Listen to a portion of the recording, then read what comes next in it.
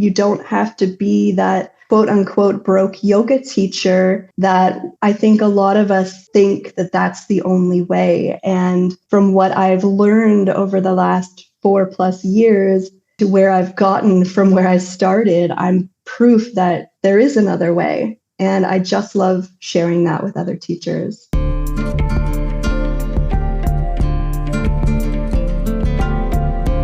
Welcome back to Full-Time Yoga Teacher Podcast. My name is Reika and I am your host. I hope you're having a great day as you listen to this week's episode of Full-Time Yoga Teacher Podcast. If you are a returning listener of this podcast, welcome back and thank you for keep coming back. And if you are a new listener for this podcast, welcome. So this Full-Time Yoga Teacher Podcast was started because when I first became a yoga teacher, I wanted to know, how is it possible to be a full-time yoga teacher? And I wanted to ask these questions to so many other quote-unquote full-time yoga teachers out there. But I didn't know too many full-time yoga teachers back then. And if I did, I kind of felt too intimidated to ask. There wasn't this open community of yoga teachers that were supporting each other back then, or that's kind of how it felt like back then.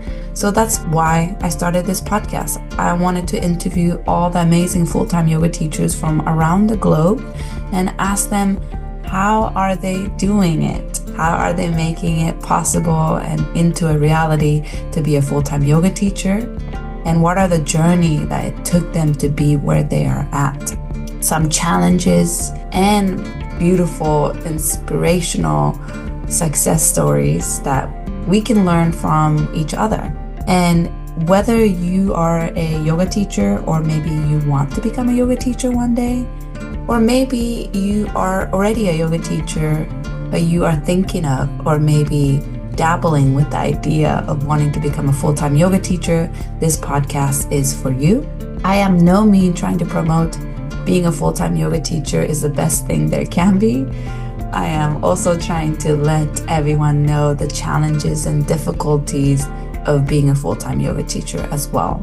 It's not always rainbow and butterfly, but people who do it, who's been doing it for many years, we do it because we love it. And also we do it because we have found our own unique formula that works for us, that doesn't lead to burnout. So these are the juicy stuff we talk about. I hope you enjoy this week's podcast. This week, I am interviewing Ali Temple. And Ali and I met, quote unquote met, because we never met in person. But I first listened to her being interviewed at another yoga podcast called MB Om. And at the time, this was a couple years ago, at the time, she was the only yoga teacher I can find online that was location independent. She had a remote yoga business and she was traveling around the world as she ran her remote yoga business. So right away, I was interested in her and her service because at this time, I didn't know that many yoga teachers and yoga business coaches who were teaching specifically to teachers who want to become location independent or wanted to have a remote yoga business. There were plenty of yoga business coaches out there, but I was at the time very curious to become location independent and have more thriving remote yoga business. And although I do still teach in person, and that is a big chunk of my income, but I have, since the pandemic, I have put in a lot of effort and time, sweat and tears into building my online yoga business. And it's something I really love. I love doing it. I love having my own online yoga business. And I love the freedom and independence my online business can provide me. So that's kind of how I started following Ali. And once she offered a course called Clarity Biz Foundation course for yoga teachers, I decided to sign up. So this was almost a year ago. And we continue to stay in touch throughout my whole journey to Peru. And now I'm back in California. And now we finally got a chance to interview each other for our podcast. So she also has a podcast that I was a guest for, and she is now a guest for my podcast. I'm very excited, this full circle that our journey brought us here. And she's very inspiring to me. She's actually really doing what I aspired to be one day, is to travel and have a remote yoga business that supports her during her full-time traveling lifestyle.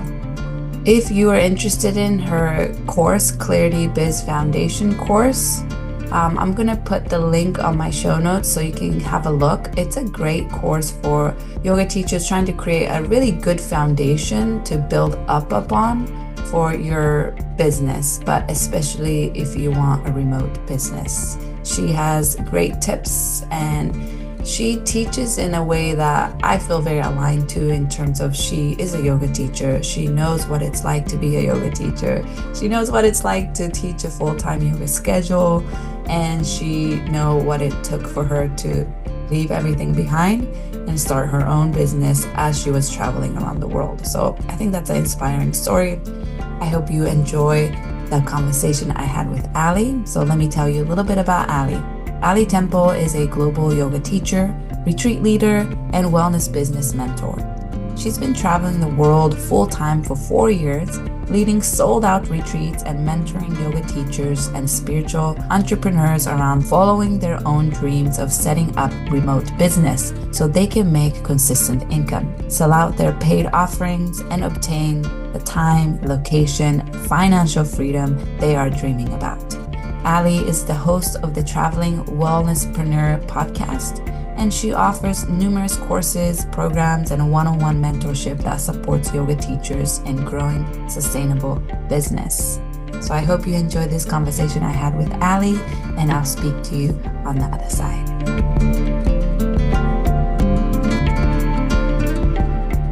Welcome, Ali, for coming to join me on this full-time yoga teacher podcast. I'm so excited that we get to have this conversation today.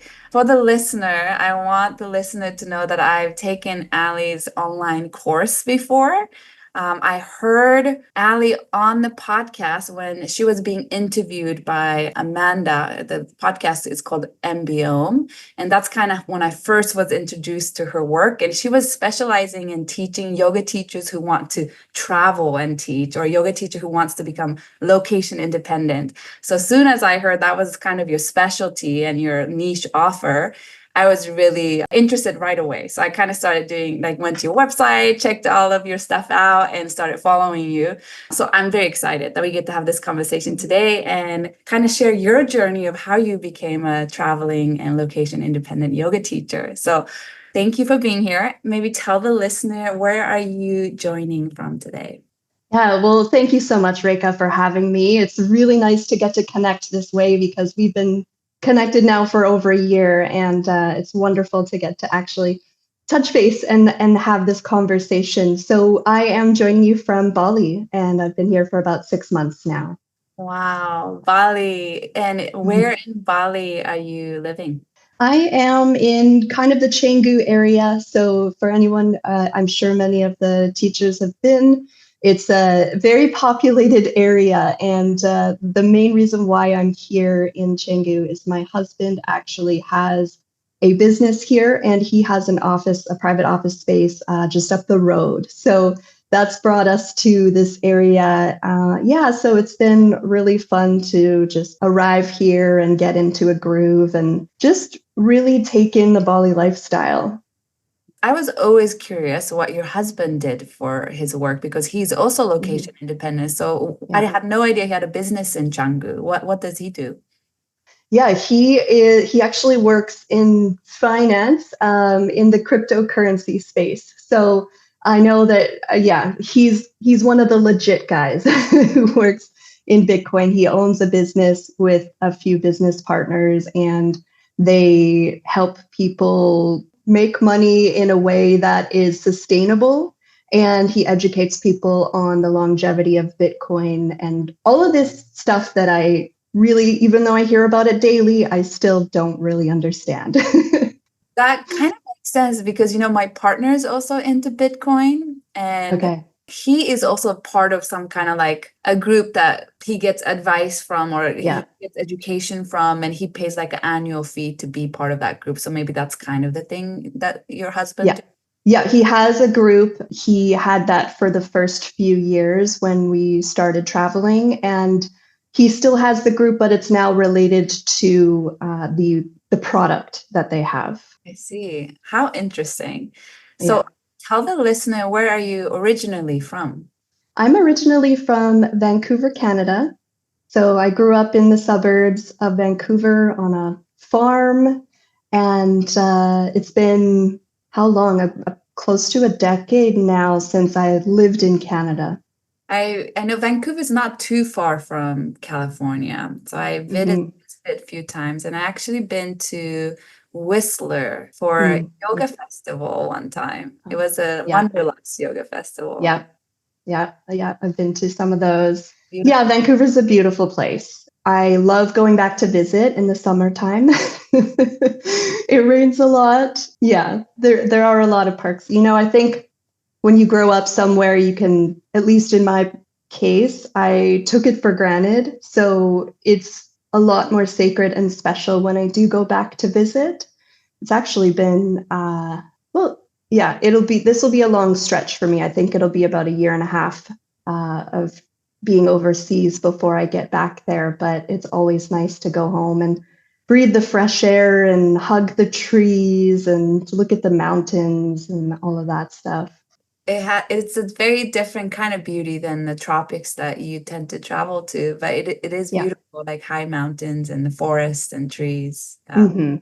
And is that where you first became a teacher, yoga teacher? Was that Vancouver? Yes. Yep. I was in Vancouver. Yeah, I can share that story if you want to hear the details Please. there. Okay. So I first started practicing yoga when I was around 18, and I was a competitive figure skater, as you do in Canada. So I was spending all of my time in the ice rinks, and I was transitioning at that point into being a coach. And I had a lot of back problems, a lot of injuries from being a competitive athlete. And my coach told me, try yoga. So I got introduced to yoga at that time. And I went on and off with it because I didn't really find, at that point, I still had the athlete mindset. So I was like power yoga or bust, I was really in it for the physical benefits. And I think a lot of us, that's our gateway. That's how we get into the practice. And through my 20s, for the most part, I was into it for the physical practice again. And then toward the end of my 20s, I was in a pretty toxic relationship and I went through a big breakup. And that was the point where I really started to focus more on what I wanted. And even though yoga had been a part of my life for over a decade at that point, I had never really listened to that calling. And it was just showing up for me there once I had a clear mind and was allowing myself to focus on myself. So it was at that point where the studio that I was practicing at, I started practicing more regularly. And I noticed that they had a teacher training coming up in LA. And I was like, all I want is the sunshine, the palm trees. At that point, I had been coaching competitive figure skating for like over 10 years. I was cold all the time. While I was coaching, I was in a position where I had worked my way up to one of the top skating schools of the country. It was very competitive, it was very political. It didn't feel like the right fit for me. So I saw that there was this 500-hour teacher training in LA, and I thought, why not? Let me go for it. So the next year, I went to LA. And when I went to LA, I decided I want to just go there and, not come back. I had always loved California. It's somewhere that I visited as a child, and I just loved, the idea of what it could be, the beach and all of that. So when I left for my teacher training in 2014, I quit my job. I put all my stuff in storage. I booked a one-way ticket and I just went down. And I actually got flagged at the border.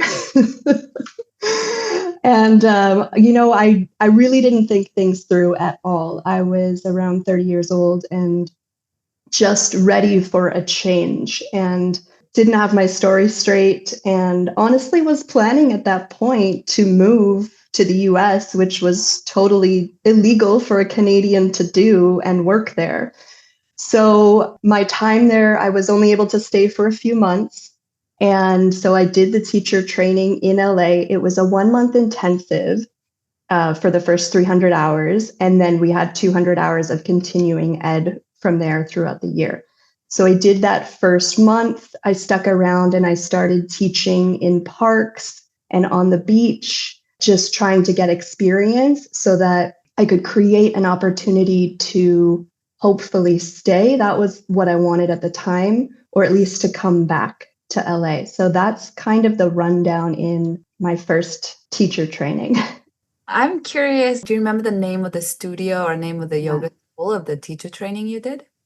Yeah, it was through Moto. And I don't know if you know Moto in LA, but they've been around for about 15 years and they started in Canada. And over the last few years, there are less and less of them. Yeah. Unfortunately, people are rebranding for a number of different reasons. So in LA, there were at one point 3 Moto studios kind of spread through the city. And when I went to the Moto on La Brea, which is still there. And I was introduced to a type of yoga and a type of clientele that really made me feel alive and excited and encouraged to do better, because the quality of the teaching, as you know, in LA is, I would say, some of the best in the world. So I really felt called to spend more time there in those studios. And the studios were very community based as well. And I had never really felt that much community in a yoga studio than I did during my time in LA. I just interviewed somebody, another teacher from Canada, and she also did Moto training. Tell me if it's the same one that I'm thinking. It's a set sequence similar to Bikram, but kind of variation of Bikram sequence. Yeah, it's hot yoga. It is the Moto sequence itself. That was what I was originally trained in. And yes, it is a set sequence. It is a little more flexible. It's quite different from Bikram, but the 2 people who started Moto, they were Bikram teachers, and they kind of looked at how to make it a little more therapeutic, a little more intuitive, and made a lot of changes and then created the Moto sequence. So most Moto studios, well, I think all of them, have a variety of different styles. More so now, like, the shift in styles of yoga in the West has changed so much over the last few years, I would say. So all of the Moto studios do offer more than just the set sequence. They have a vinyasa, they have a yin. A lot of them are doing Pilates now and all these other things too. So originally that is the practice that I was taught in. Yeah, and I remember she was saying the same thing. It was a 500-hour training from right away. It wasn't like 200 and you later go back and do 300. And she said that she did hers in India. And after the 1 month intensive, she was sending in different, like a project, like like a written project, essay, or read this book and write about it, or try taking different styles of yoga and write about it. So it was kind of like ongoing continuing education, like you said. Yeah. It was a very thorough training, and it was enjoyable. I know they've changed the options recently, because it was always, you could not do it online. You had to do that 1 month intensive wherever it was. They would hold maybe 2 or 3 trainings a year in different areas, mostly in Canada and the US, but some of them were overseas. And yeah, you just had to commit to that and then go from there. And what happened after finishing the training and you were teaching at Park Yoga? How did you transition to becoming a full-time yoga teacher? Yeah, well, I was able to stay in LA for a couple of more months. And so that was when I just started teaching on my own. I had no studio support there, but I wanted to create opportunities for myself to grow as a teacher. And so I did that on my own until I went back to Vancouver a couple of months later. And the studio that I had been practicing at prior to training brought me in and let me do some practice classes and then community classes. And that was where I started getting the experience. And I taught at 3 different studios in the Vancouver area over a couple of years. And through the Moto community at the time, it was a pretty tight-knit community, and a lot more studios were starting to open up around the US.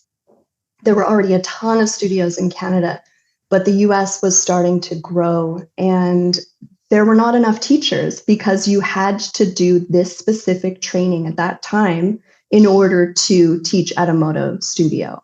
You had to have done the 500-hour.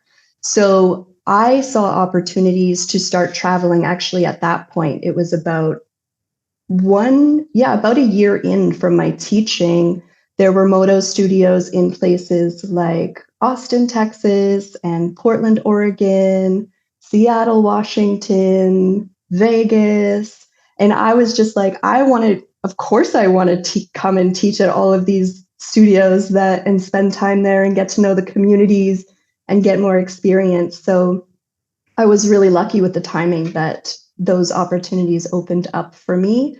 And I took a lot of other trainings in that first couple of years as well to grow. But my mind was still set on going back to LA. Throughout these first couple of years of teaching, I was telling my friends and my family, I was saying, I'm going to end up in LA. And everyone was like, yeah, okay, like, good luck. Like, it's a big dream for a Canadian to have, to do it the legitimate way. And I was like, I don't care. I'm going to make it happen. And so in 2017, about 3 years in, I had been still teaching at the 3 studios in Vancouver. I had done a bunch of travel, and I heard that Moto LA was opening up 2 more studios and they needed teachers. So I applied and went down and did some teaching and auditioned, and I was offered a 5-year visa to move to LA and teach at the studios there. And I was just thrilled. And that was really when I started. When I moved to LA in 2017, that was when I would say that I was completely full-time. Because in Vancouver, I was still doing some coaching. I was still doing some other things. In LA, I was brought down as a full-time employee. That's how I was able to get the visa. So I had no choice. I could not work anywhere else. I could only work for them. And that was a few years of just a really great experience. Wow. So that sounds amazing how your mind was set on coming back to LA and the opportunity came after several years. And you said you were brought in, you signing a contract to be a full-time yoga teacher for this specific yoga studio that there's several different locations in LA. In the contract, I'm just curious, how many hours, how many classes a week count towards being a full-time employee, a full-time teacher? Yeah, it's a good question. And this was hot yoga too, right? So I was brought on and they said, you can basically teach as much as you want. But I was also like, well, I mean, it's freaking hot. Like, I can only teach so much. So they considered 10 classes a week to be full time. And I will say that they compensated me fairly for that, especially being on that special contract with the visa. But I found quickly over time, and sometimes I would teach 12, sometimes I would do triples. But for me personally, that just was not sustainable. So it was actually quite shortly after I started there where I was brought on in management positions and doing work behind the scenes to balance out my schedule because I was feeling like, LA is already pretty hot. And when you're teaching 10 to 12 classes of hot yoga a week, and also practicing, I one of the reasons why I wanted to move there was to practice with the amazing teachers there. And I was finding, of course, that's what slips first, right?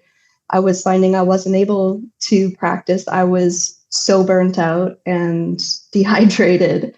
And so my bosses were very accepting of that and open to offering opportunities. They saw something in me that allowed me a leadership role. And so then I shifted to, I think the happy medium was about 6 classes a week, plus I had some privates. And then I was working behind the scenes for about 20 hours a week.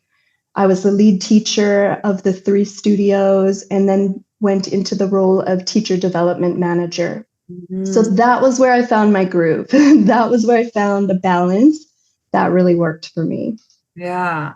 I mean, teaching 10 heated yoga classes it is a lot. Even it's really your body, it takes its toll on its body teaching Yeah. and heated. And I'm curious with that contract, you could only work for that studio because you were considered full-time employee. Was there benefits like if you get injured on site or if you get sick? Is there any money going towards 401k or retirement? Is there those kind of like typical full-time job benefits in that position you had? Yeah, I was, I think, really lucky, and I did have all of those things. Now, some of the teachers at the studio, as time went, more American teachers started getting certified in Moto. So they had more part-time teachers. Not everyone at the studios were on that same full-time contract.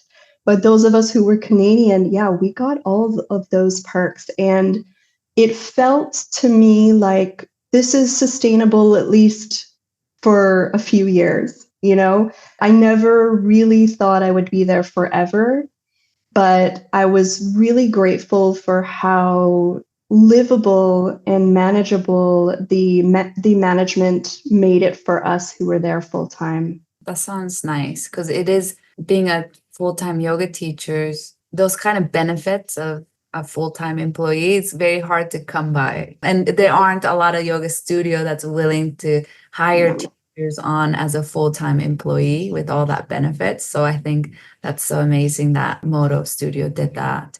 And another question I have is you said you had some private, but was the private had to be through the studio? Yes, we'll put it that way. Yeah. And then I started doing workshops as well.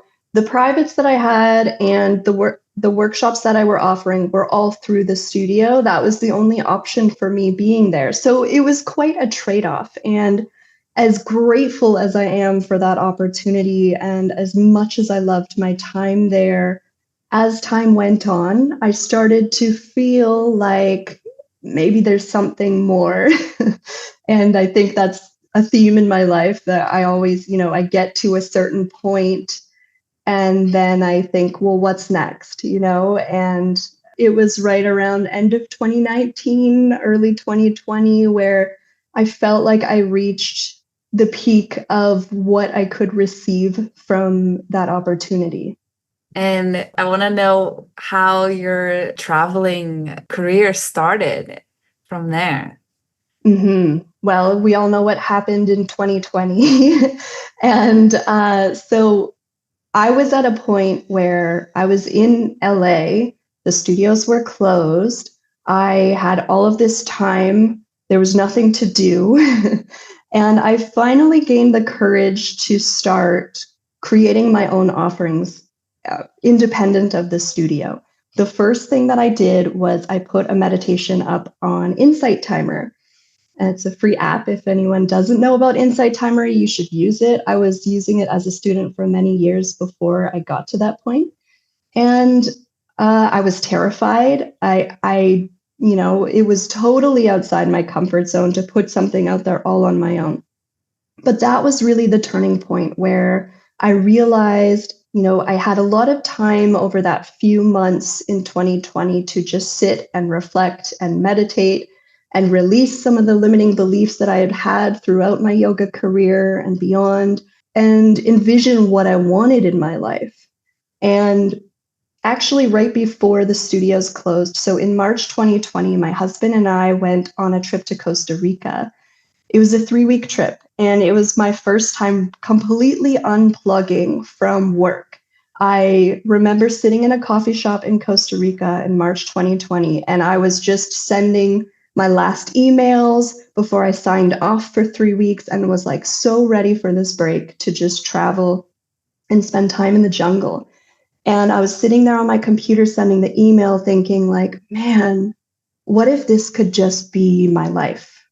And I do remember that moment very, very vividly, thinking like maybe one day I can just do this and travel and do what I love and stay connected and all of that. So we went on this trip to Costa Rica in the jungle, unplugged, came back end of 2020 to everything shutting down.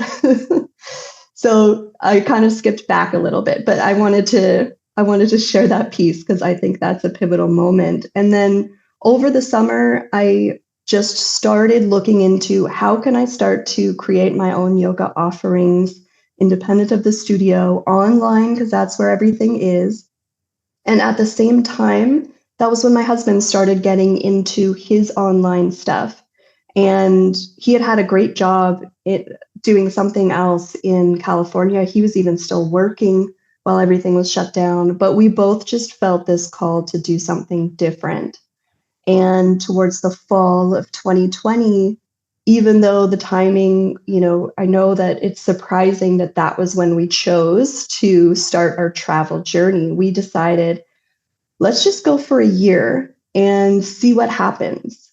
We'll grow our businesses as we go. We'll live a simple life. Our bills will be much lower than what they are now in LA. And so it was toward the end of 2020 when we packed up and donated most of our belongings, put the rest in storage, and started traveling where we could at that time, which was primarily Mexico, and just to see what happened. Yeah, oh my God, I remember those times. And I remember I traveled quite a bit to Mexico during that time because it was Yeah. one of the countries that we were still able to travel and quite affordably, So, well, that sounds like a big shift. And when you and your husband decided to, okay, let's just try it for 1 year and see what happens. At the time, did you have any streams of online income? And also, did you have some amount of saving that made you feel comfortable that, okay, let's try for 1 year, and at least for 1 year, I'll be fine with what I have? Yeah, good question. So we did, for a few years leading up to that, we were very consistent with budgeting, doing monthly budgets. And I feel that that was a huge piece we were saving every month, and that was what gave us the space and the opportunity to travel. I was also, yes, I was still working for the studios online for the first year. So I was very grateful that I think that they needed me as much as I needed them. I was still working part-time with them for a year, and that's what made it real. That's what made it realistic, because I had that steady income coming in and we had some savings. And when I think back in 2014, when I first just left and went to teacher training, that was not realistic. That was me just running off on a whim, hoping for the best. And I learned a lot from that process to when we left in 2020, we were in a place where we had some savings, we had some income coming in, and we felt that worst case scenario, we just come back and regroup and decide what to do from there. And where did you go first? What was the country that you went to? So we were dreaming of going to Thailand. And that was really our goal. We had been to Southeast Asia for our honeymoon a couple of years prior or a year prior. We just loved Southeast Asia, but Thailand was not open for another year and a half or so. So we went to Mexico, and it was very freeing, as I'm sure you can relate. It was nice to still be close to home, pretty close, right? And be in a similar time zone, especially since I was still working for the company. And it just felt very liberating, and it was a great place to start. And after, I think we kind of waited it out there for a while. We were like, okay, let's go for a couple months and then we'll see if Thailand opens up, and then we'll head to Thailand. And in the meantime, that was when I hosted a retreat in Sayulita, which just went really amazing. And that was one of the big, I think, turning points in my business as well, that retreat. And we kept pushing back the trip because Thailand still wasn't open. So we stayed in Mexico for about 6 months. And then we decided, let's go to Bali. And so we went to Bali from there because Bali was open. And again, we were really feeling called to head to Southeast Asia. And is that first year of you traveling and still working kind of part-time online for that studio, which kind of brought you that streams of income that you can rely on? Was that a year kind of for you to try to establish your online business, almost that location independent yoga teacher business? Yeah. So I was working really hard on that, and I had no idea what I was doing. So I started working on that before we left, before we started traveling. And I started trying to host classes online and workshops, and then set up my first retreat. Actually, the first retreat would have been 2022, because so that first year of trying to grow my business, I had no support. I had no business background. Much like many yoga teachers that I work with now, I just had this dream, and I thought, I'm going to make this happen somehow. So I tried and just really burnt myself out. And it was about a year in when I decided, okay, if I'm actually going to be realistic here, I need to invest in support. I need a business coach because I don't know the business stuff. I never learned any of this. And I realized that after spending that year getting nowhere, that I needed to be serious about it. And I think that's something that so many yoga teachers struggle with. For me, it was self-doubt showing up. And I knew that I had a dream, and I knew what I wanted. I wanted to have the independence to work solely for myself and teach yoga around the world. But I had no idea how to actually make that a reality and make consistent income with my yoga business. So I had to face those fears. I had to face that self-doubt and step up and actually invest in myself. And that's when things started to shift in my business. How did you find your mentor or your business coach? I remember it was hard at the time I found you. I remember it was hard to find a yoga teacher slash mentor slash business coach who specialize in somebody who want to be location independent and who want to kind of like travel and live in different countries as you grow your online business. So how did you find your mentor? Yeah, so that was 2022. I found a yoga business coach.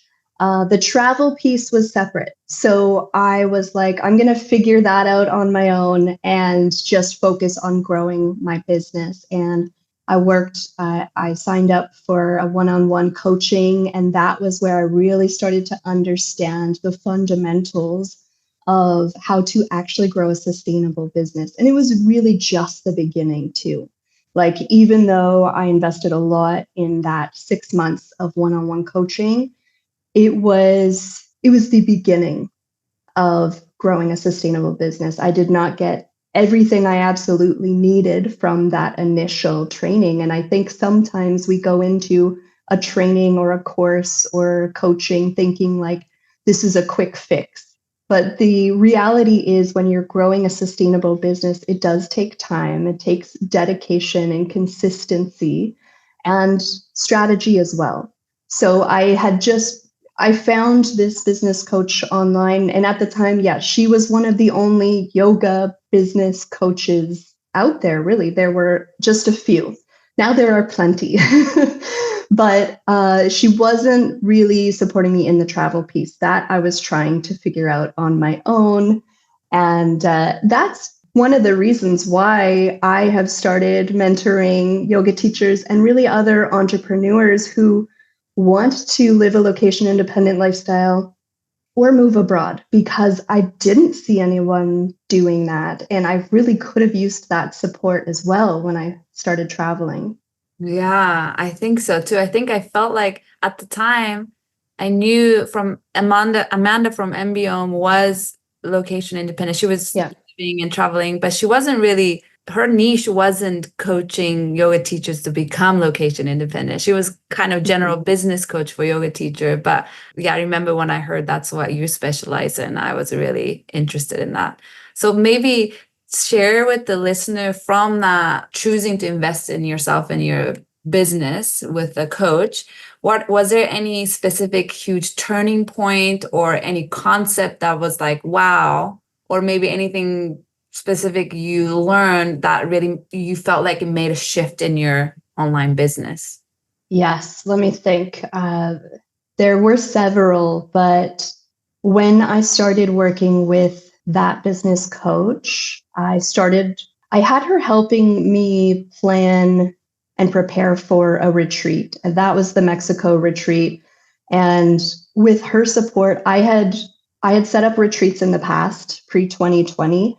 But again, at that point, I had no idea what I was doing, how to promote them, how to be strategic with it, how to plan it properly. And they just never really panned out. And then the pandemic happened and they had to get canceled. And I found that the support of that business coach, not only giving me the strategy, but also just the actual support, having someone in your corner was really valuable for me at that point, because I came to her feeling like at the end of, I was like, if this, this is my final straw. I give up after this if this doesn't work. And I felt really stuck in the growth of my yoga business before I invested in support. So it was a combination of just her telling me this is the strategy, but also encouraging me to keep going. So yeah, there wasn't really one thing other than I set up that retreat. It was amazing. I sold it out and had like just the most beautiful time on that retreat in Mexico. And that really gave me the retreat bug from there.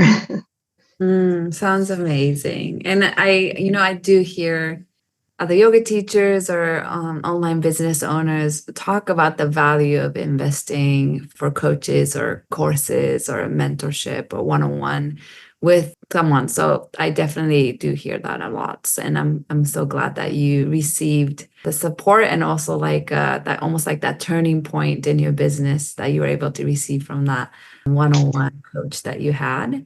And I'm curious because tell me if I'm wrong, but maybe when you first started to build your online business as a yoga teacher, maybe you were thinking of like teaching more yoga or retreat online. And I feel like now your business has such a different approach to, although you do still do retreats. I feel like now your business is your online business is focused on coaching or group coaching or one-on-one support for other yoga teachers who want to become location independent or who want to travel more. So how did that shift happen in your business, or your shift in that, I guess, your niche? So it actually was the same time that I started working with that first business coach. That was when I decided I want to also mentor yoga teachers, because I had had such a vast experience in doing that in the studios. I was the teacher development manager. I was really passionate about helping teachers find their voice and gain confidence and teach authentically. So that was how that started out. And I also felt like because I want this lifestyle, or I have this lifestyle of travel, I need a little bit more flexibility with the types of offerings that I'm creating. And so teaching a lot of yoga classes, like from my Airbnbs and my hotels, wasn't really sustainable. It wasn't easy to set up. But at the same time, I was growing both. So I started to grow my mentorship side of the business and working with yoga teachers and healers and even entrepreneurs who want to start to grow their own sustainable business so that they have the freedom. If they want to travel, I support them with that too, with some programs that I have. If they just want consistent income, I support them with that through courses and one-to-one.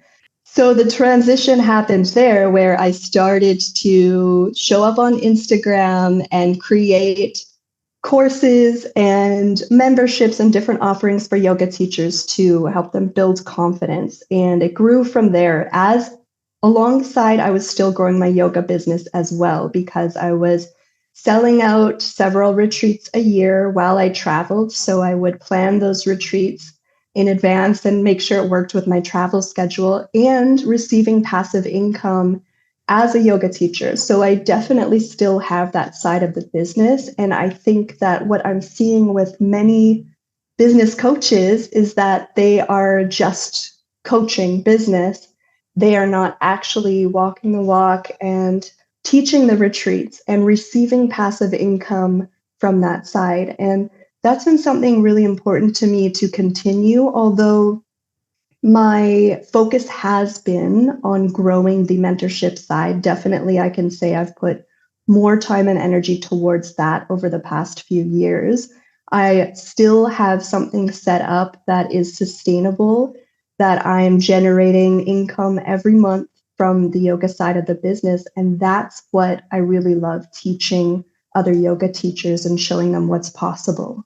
I love to hear that. It is true in terms of somebody who's walking the walk, you know? I tend to want to learn from somebody who's also, like, for example, if I'm looking for somebody, I want to learn about the business side of things. I want to look for somebody who's a yoga teacher as well, because then I feel like they can understand me more with the field of work that I'm in, and somebody who taught before, who's been a teacher, who still is a teacher. So I definitely understand and agree with that. And how long do you think it took? Because I know you told me there was a point where if this fails, that's it, I'm done. And I know you took a year first to let's see what happens in 1 year of traveling. So how long do you think it took for you to feel like, okay, like I'm making it, my business is going, it's working, it's profitable, or it's sustainable, I can keep traveling and continue this lifestyle and keep growing my business this way? Like, how long do you think it took for you to get there or feel like that? Yeah, for me, because of the choices that I made, and because because I didn't receive support that first year, I worked with that first business coach for 6 months. It was around the end of my time with her, I believe, that I stopped working for the studios and started working solely for myself. At that time, I was absolutely still growing my yoga business and my mentoring. And I was living quite simply, but I was also in Southeast Asia. So I was still living quite well and able to take care of myself for that time. And yeah, so I would say because I didn't get any support the first year, it for sure took way longer than it needed to. But another 6 months or so from there was when I started to see the shift. That's it's so inspiring to hear your stories, because I'm sure it's not only me, and I'm sure a lot of listeners are thinking that I want to try something like that, or I want to, be able to travel and earn an online income or be location independent. So I love hearing your story, because a lot of the traveling yoga teacher I interview they'll find a job posting on Yoga Trade. and they'll go to a Mhm. spot and stay there for a month or two, teach there. And then they'll find another job posting on Yoga Trade and go to another country and stay there for a few months. But I really love that's not the route you took. I think it's so No. interesting to share that different side of the story of traveling teacher and being building your own business. You really invested your time and effort into building your own online business. So like you said, you're working for yourself. You're not only reliant on next place who's going to hire you again. So you are Mhm. completely independent. So I think that's really Yeah. cool. Oh, thank you. And I had to get honest with myself and release a lot of limiting beliefs. And I think that many yoga teachers might be able to relate to this, where I didn't want to rely on other companies to have control over where I was or when I was going there. I wanted to be fully independent, like you said, and it took a lot of work. It took a lot of investment. But it also took a lot of mindset work in just releasing the beliefs that I had around, blocks that I had around money and around what was actually possible, and to step up and actually decide I'm going to make this happen and I'm going to put the work in. There's a real shift that happens there with your mindset when you choose. And the energy shifts as well. I think for many of us, myself included, I was playing small. I was not reaching my full potential when I was working for other studios. And although I am so grateful for the experiences I had teaching in studios, brought me to where I am, I just felt that it was not a sustainable route for me to rely on other companies and that I wanted to do it differently. Yeah, I love hearing that. And I think since the pandemic, I've seen and heard and talked to many yoga teachers who kind of made that transition, whether it's a full transition or maybe it's a partial transition, but realizing that I don't want to be reliant on other companies all the time. I want to have my own income or have my own business so that I can be independent. And if something happened to this company, I'll still be okay. So I think I interviewed a lot of yoga teachers who also kind of made that shift during the pandemic. And I also made some shift, not fully, but now Mm-hmm. having my own online yoga business, although it's not my 100% of my yoga teaching income, I still teach in person, but that has given me a lot of independence and also like confidence and courage that like, okay, I can do this. And I think you have said this before, and I've heard from other yoga teacher coaches or businesses that teaching group classes at a studio is just not sustainable. There's a limit to how much you can scale when you're only teaching for studio. Absolutely. Yeah, there is. And I love studios and I absolutely am grateful for the time that I spent in studios. But if you want more freedom and more consistent income, there are several different ways. And I'm not even talking about just if you want to work online and travel, but there are other things you can do to create a sustainable income for yourself, that you have consistent finances coming in, consistent profits month to month, and you don't have to be that kind of quote unquote broke yoga teacher that I think a lot of us think that that's the only way. And from what I've learned over the last 4+ years and to where I've gotten from where I started, I'm proof that there is another way. And I just love sharing that with other teachers. Yeah.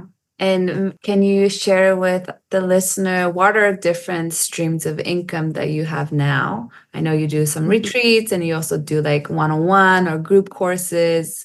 So maybe share with the listeners what are different streams, and like I'll be curious to know which one is like a bigger chunk versus like a small amount of income. You don't have to give me numbers, but just so I can kind of get my mindset on like, okay, how many classes you teach on Insight Timer versus how many retreats you have per year, those kind of things. Mm-hmm. Yeah, and it still does fluctuate because we're throwing in the travel piece. And that's a whole other, I can honestly say that I would be further ahead if I hadn't been traveling full time this entire 4 years. But that was a choice I made. And so when we look at the yoga side of things, I'm leading a couple of retreats a year, and I'm still on Insight Timer. And just from, back in 2020, that first meditation, I started to add more meditations on the app and audio recordings. And then in 2022, when I started to focus on the mentoring side of my business, I kind of put the Insight Timer stuff off to the side. And I was like I was still doing retreats, but I was focusing on the mentorship. But I started to realize that on Insight Timer alone, I was making several $100s a month with literally doing nothing. And that was a couple of years ago. And so I still kept building my mentorship programs because that was really what I wanted to get off the ground. I knew I still had retreat income and passive income on Insight Timer to support me as well while I grew the mentorship side. And just this past, actually, few months, I've gone back and looked at Insight Timer. Since then, I uploaded a couple of courses and they started doing really well. And once in a while, in the last couple of years, I'll wake up to a few $1,000s from Insight Timer. This is something that I was like, why am I not spending more time actually dialing this in? Because this is a sustainable living and I want to learn so that I can teach other teachers how to do this. And the last couple of months, I've put a little bit more into the Insight Timer side of things, added a couple more courses and more premium tracks. They're shifting their process around how they're paying teachers. So I'm kind of experimenting with some things. But just from that alone, I will say that I am making close to $1,000 US a month just from having my stuff up there. So it's something that I really encourage yoga teachers to look at, and you included. If you're not doing that yet, definitely I want you to start looking at that.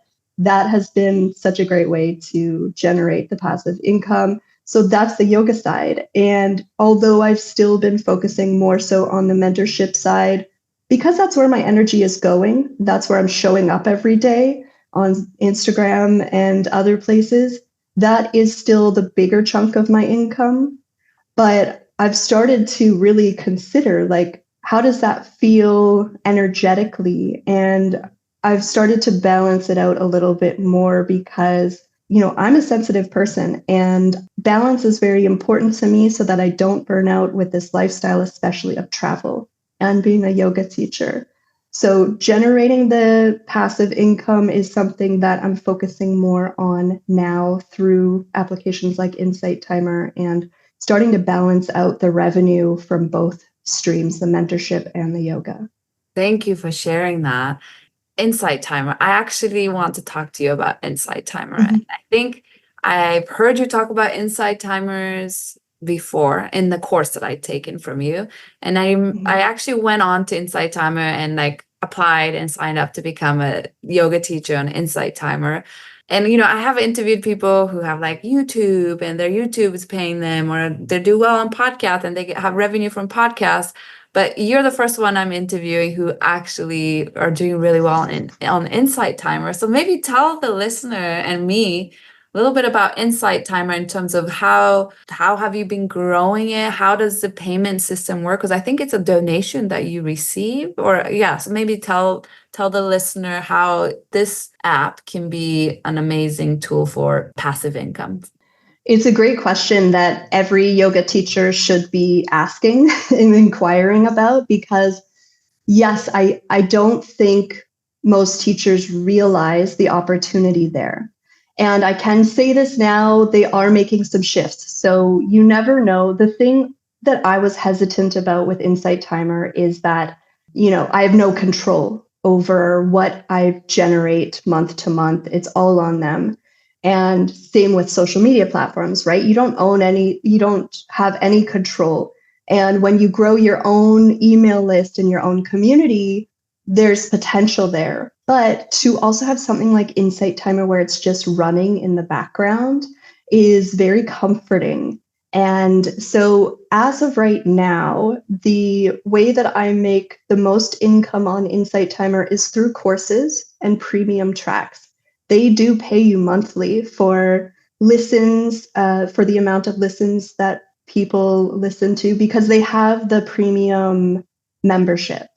So I am still uploading, like this summer, I've spent a good amount of time focusing on that, getting some new content there because I just hadn't been paying any attention there. Uploading more content to the free side and the premium side.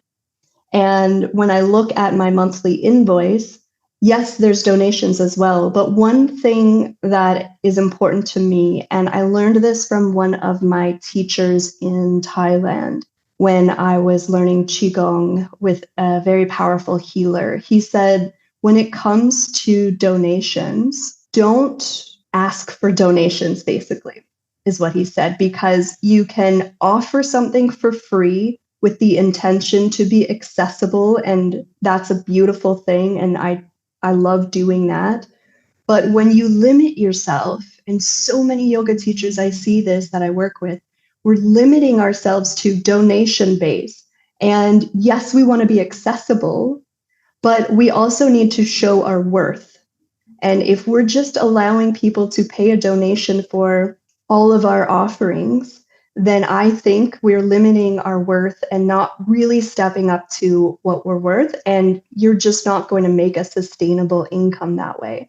So from Insight Timer, I have, I think, 5 courses on the platform at this point and a handful of premium tracks.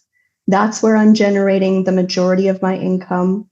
They have a couple of other streams. I'm actually planning to do a big training on this in January for yoga teachers because I just want to get everyone on there generating passive income. So stay tuned for that. But that is the main way. I started this summer doing a weekly live session on Insight Timer. And the reason why I wanted to do this, there were a couple of reasons. They were not to make money. They were because I love teaching yoga and I'm not doing that much on a regular basis right now because I've been traveling so much and because I've been focusing on the mentorship side. I missed it, and it's so refreshing to get to the point of missing teaching yoga because I know being a full-time teacher for so long that you can feel the opposite sometimes because you're human, right? So I love teaching this weekly class on Insight Timer. I do not ask for donations. People can donate if they want to, but what I ask for them is to follow me on the app. I generally have 100 or so people, students in my classes every week from around the world. I have had retreat students come on my retreats who have found me on Insight Timer. That is a great way to connect with people around the globe.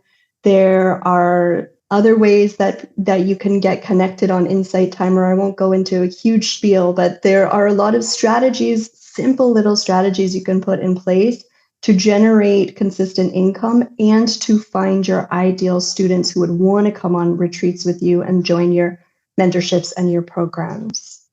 That sounds amazing. Thank you for sharing and breaking it down for us. And definitely when you do, I think you said you're going to do like a course or a little something to teach people how to get on Insight Timer. I think that'll be really useful. I think it is an app and income source that not many yoga teachers are tapping into.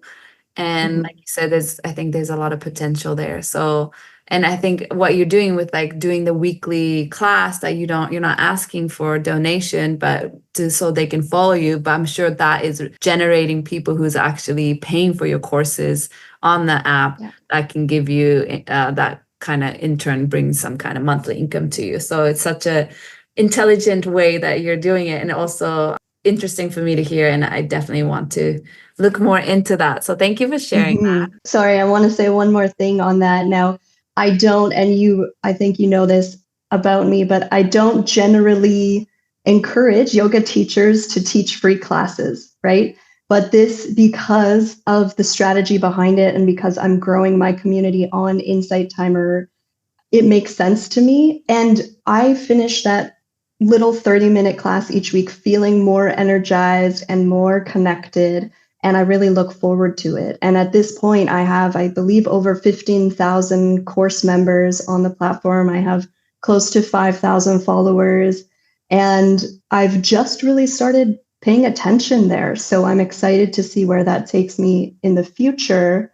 Plus, Insight Timer, I'll just make a note here that they've mentioned recently they are going to start supporting teachers in advertising and promoting for their retreats, their offline offerings, so anything that's not online, and also promoting for one-on-one sessions. And yes, they'll take a bit of a cut, but it looks like there's going to be opportunity there to actually promote other offerings that you have outside of the app. So fascinating and interesting. That's so cool that they'll actually help promote your offering outside of it, and also even one-on-one. So that sounds really, really cool and exciting. So just a few more questions that I want to ask you before our time is up is, I know you made more of a conscious decision this year to kind of stay put in one location longer than just several weeks, or even a few months, because traveling all the time is challenging and it's straining and it can lead to burnout. So maybe share with us what you love about being a location independent, your own yoga business owner, and also what you find it most challenging. Because I think a lot of us idealizes being able to travel and work, but I know there's also a challenging side to that. So there are many challenges and many things that I love. So let me think about what's top of mind lately. I love, I love to travel. So I love to explore new cultures and actually get to be around cultures that I'm not familiar with. I think that side of me where I like discomfort. So for those of us who love to travel, we probably like new places and being in discomfort. And you're definitely very uncomfortable when you travel, as I'm sure you've learned in Peru and beyond. And I like that. I like that excitement. I got to the point last year that I was moving around every couple of weeks, and that was not ideal. That was not really ever the plan, but it lasted about a full year of that travel with no home base. And that's not something that I recommend to my clients who want to travel. And it just happened. It just unfolded that way. We had family stuff going on. I had different retreats in different places. There was just a whole lot of anomalies that made it happen that way. So when I got to Bali about 6 months ago, my husband and I decided to get a 1-year lease at a beautiful villa and just get grounded again. And that felt like something that needed to happen, definitely, because of how I set myself up. So what I encourage others to do when they start this lifestyle is slow travel. 1 to 3 months is what felt the best for me when I was more on the move. And I know that I'll get back to that as well. And then you have this opportunity to really take better care of yourself, because when you're moving around so much, this was the challenge that I faced. My nervous system was just not, I was not balanced. I was not able to keep up my regular morning practice as easily. And so I was always a bit off with my nervous system when I was moving around too much. I wasn't able to cook enough of my own meals. I was eating out a lot. I was constantly on the go. I had a hard time really focusing on growing my business throughout that year, because even though I was at that point last year, I was in a very high level mastermind and trying to implement so much to my business while I was traveling these short term couple of weeks at a time, that by the time I got to Bali, I just got actually really sick and had to do a full reset and take a big break to regroup and take care of myself, get my nervous system in check, which in Bali, it's a nice place to do that, and regroup and look at how I can get back to that sustainable lifestyle again. So there's so much that I've learned along the way, and that's something that I love to share with other entrepreneurs who are looking for this lifestyle too. I'm curious to know, where do you want to take your business to in the future, or where do you see yourself, envision yourself in the future, or your dream? Because I know you said you're kind of settling in Bali for at least 1 year. Do you see yourself continuing to travel again, or do you want to kind of stay in Bali for a while? And also, where do you see your business growing? Yeah, so I do have a 2-year visa here at the moment. And, it's interesting living this lifestyle with another human. I have my husband, which adds a whole other element. So we always are continually checking in with each other and seeing how we're feeling about what's happening and where we're planning to go next. It's an ever evolving plan. Really, you have to be so flexible with this lifestyle, especially when you're traveling with someone else. So right now, we are, yeah, planning to do the year here in Bali. I'm going to be heading back to Canada probably next summer for some amount of time. Definitely want to do another retreat there. And of course, just visit friends and family. We're so far away here in Bali. And then big vision is perhaps having a home base, a few different, 2 or 3 different home bases around the world.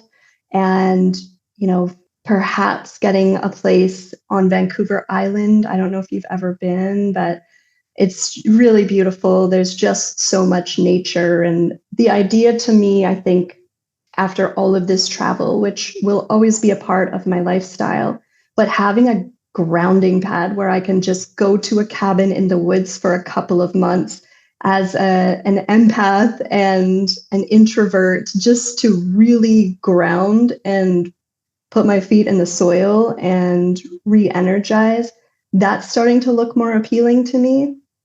And then I think that having a place somewhere in maybe Costa Rica or somewhere that is more accessible from Canada would be a good fit for us. And also, we still really love Asia. So we'll see what happens travel wise over the next few years. Who knows? And as far as business goes, I would love to keep leading retreats, couple retreats a year. I am absolutely loving the growth of my mentorship offerings for other yoga teachers and healers who want to generate consistent monthly income and have that freedom to travel and to travel sustainably. So I'm going to keep focusing on that and see what happens with Insight Timer as well, because I love my community over there too. Thank you for sharing that. Sounds very exciting what you are envisioning for the future. Maybe having a couple different home bases in different parts of the world sounds like a dream and sounds like something I would love to do. And this kind of slide right into tell the listener where they can find you, how they can reach out to you if they're interested in your offerings and anything new coming up or retreats, courses. Please share with the listener how they can work with you. Yeah, thank you so much. And really just connect with me on Instagram at Ali Temple Yoga. Maybe I'll share that link with you. I am there all the time and I love connecting with other yoga teachers over there. At the time that this is coming out, actually, my annual launch of the Clarity Biz Foundations course is coming out, and the early bird should be on now, the early bird pricing. So if you are a yoga teacher or a healer who is looking to prepare yourself so that you can launch and fill your future retreats and other paid offerings, if you want to make consistent monthly income working solely for yourself, I have a specific method that has worked for me. And there's really a foundational piece that needs to be set before you can get to that place of consistent monthly income. And the Clarity Biz Foundations course, it's a 9-week course. I'm teaching you the foundations of how to promote yourself and to show up to a global group of your ideal students. And it's a really simple step-by-step process. It's the only live launch I offer each year.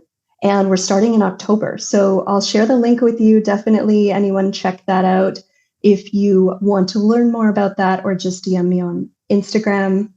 Other than that, I've got lots more stuff coming up. I've got a retreat here in Bali in February, still have a couple of early bird spots happening there. And yeah, some awesome programs to support yoga teachers.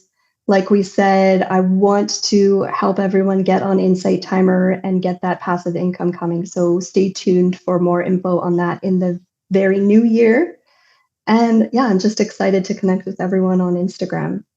Thank you so much, Ali, for your time to come on and share your journey of becoming an independent yoga business owner and a teacher. I think everyone will be very inspired by you. I know I am. And I think that's the course I've taken last year, the Clarity Business Mm-hmm. course. And it was really helpful for me too, because sometimes as a yoga teacher, we feel kind of hesitant to promote ourselves on social media or email. And I think to teach us to do it in a genuine way that feels true to us and authentic, and not in a way that we're faking it. And there's a way we can do it that is staying true to who we are and not pretending like we are somebody else. So yeah, I really appreciated all that I learned in your course. So anyone listening who's interested in that, please go check out, and I'll put all the link on the show notes. So thank you so much, Ali, for your time today. And I'm so excited I finally got to connect with you in real time. Yeah, Rick, I just want to say thank you so much. And you inspire me as well. It has been so exciting to see everything that you've accomplished this past year and how you're taking these big steps forward to follow your own dreams of travel and teaching and supporting yoga teachers too. So I'm grateful to be connected with someone like you who's also walking the walk.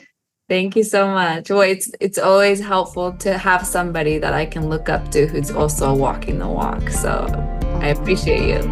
Oh, thank you so much for having me, Rika. Thank you. I hope you enjoyed this conversation I had with Ali. I hope you were able to tell by her energy and the way she spoke how much she really cares about wellness of a yoga teacher. And I just love that she is actually doing it. You know, she left her full-time job, yoga teaching job in LA, started traveling, and now she lives in Bali. She's running international retreats all over the world, and she has a sustainable remote yoga business. And it's inspiring for me to see that and speak to somebody who's actually doing it and living it. And like I said in the interview, she really took a different route than other traveling yoga teachers that I have interviewed on this podcast. Other traveling yoga teachers I have interviewed look for a job posting on Yoga Trade usually, and they'll get hired and they'll go to a specific country and stay and work there for several months, and then look for another job, find another contract, go to another location, live there and work for several months again, which I think is also a fun and beautiful way to travel. The route Ali took is slightly different. She really wanted to build her own business and be an independent business owner, not being reliant on other companies or studios or retreat center hotels that hire teachers. So I have a huge respect for her, and she's done such a wonderful job of creating this lifestyle that what she dreamt of. So I really look up to her and almost wish I could do something like that. Maybe half of the year in the United States in Long Beach and half of the year traveling. That would be really fun. Not constantly traveling, like she said. Slow travel is something I would like. Stay in one spot for 3 to 6 months. So that'll be really cool lifestyle if I can attain that. But I hope you were also inspired from this interview. And like I said earlier, if you want to learn more about her, the link is on the show notes. She is taking in students or clients or I guess teachers to join her upcoming Clarity Biz Foundation course. And the early bird pricing is going on until September 30th. That's the course I've taken, and it was helpful, and I think it's a great foundational course for yoga teachers. So I'll put the link to her course on my show notes as well. Take a look, and I hope you have a lovely rest of your day, and I'll talk to you next week.